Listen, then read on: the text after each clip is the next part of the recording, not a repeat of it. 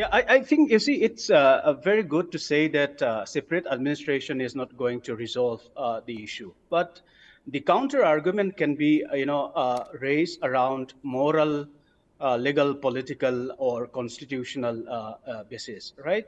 So the moral foundation for separate administration is the fact that given that the elephant in the room, that is the structural violence, which in effect directly emanate from the office of the chief minister, shows no signs of abating.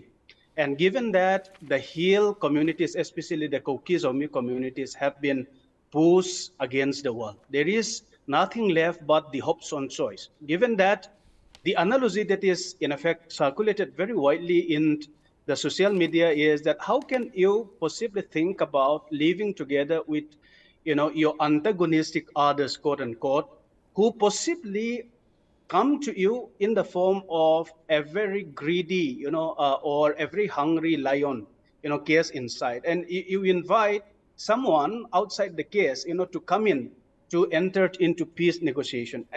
Given that there are, risk, existential risk involved, and given that there is no signs of addressing, the structural problem which is still there, I think it is very difficult to in effect engage in dialogue. That's precisely the point why I have maintained that the chief minister has emerged as the major stumbling block to starting meaningful dialogue as well as negotiation. And unless he is asked to step aside and until a semblance of trust or legitimacy of state institutions are in place, I do not see any possibility of going forward. That's one point.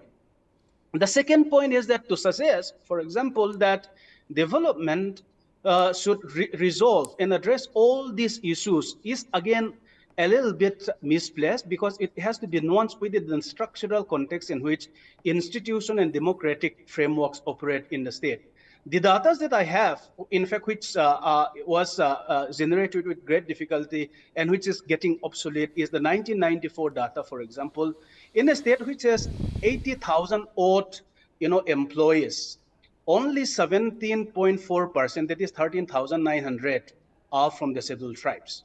And there is a shortfall of 13.6%, given that Manipur's reservation policy allows 31% reservation based on 1971 census. Please remember that there is a debate that this 1971 census as a basis for measuring the amount of or proportion of reservation is also considered to be badly fallacious, because it is not in proportion to the population, given now that the population of the ST scheduled tribe has been more than 40%. So there is a lot of gaps in the institutional structure. Or look at, for example, the total number of gazetted positions in the state. You have around 2,927 gazetted positions in the state in 1994 data, out of which 404, hardly around 11%, are scheduled tribe.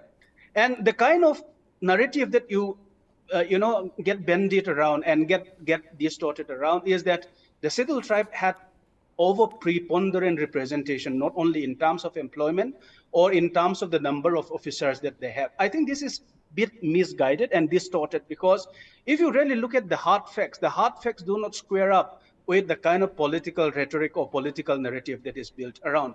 For example, in my experience of my recent UGC ICSSR major research project, in fact, I tried to update this information by seeking or filing a set of RTI files to 17 departments of the state government. And you'd be surprised to know that I have only succeeded in getting 4 responses. And out of these 4 responses that I got from 4 departments of the state government, none of the departments, in effect, divulged any authentic data. It was totally useless, because they refused to, in effect, divulge details about the number of representation for each category: SC, ST, OBC, EWS, and the general quotas. So there is, a very embedded, systematic as well as institutional collapse in the state over time.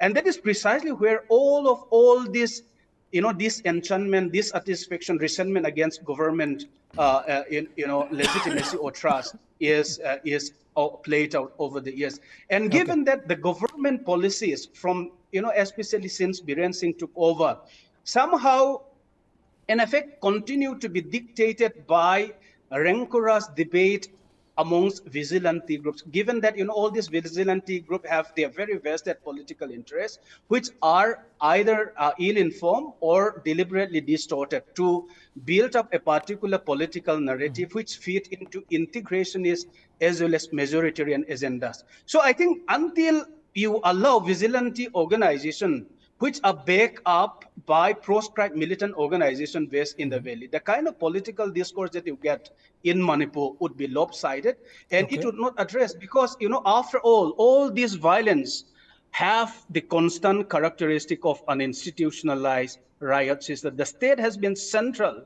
not only in being complicit but also actively perpetuating as well as sustaining this by coming out with a set of explanatory justification. The chief minister's statement, for example, that terrorist organization, quote unquote, terrorist organization within the Sioux group. Remember that there is no terrorist organization within the Sioux group. They are, in effect, negotiating terms of political statement within the framework of the constitution. And the chief minister continued to mislead national medias as well as the public at large to, in effect, perpetuate his integrationist as well as majoritarian agenda to score brownie political point. I think this does not help at all. I think the audience, informed intellectuals as well as informed citizens, should be allowed to deliberate, continual, calibrated distortion of narratives, so that the reality says, and we tackle it the situation head on. And unless a trust and legitimacy is instituted, I do not see that this present government has any legitimacy or trust whatsoever. Okay.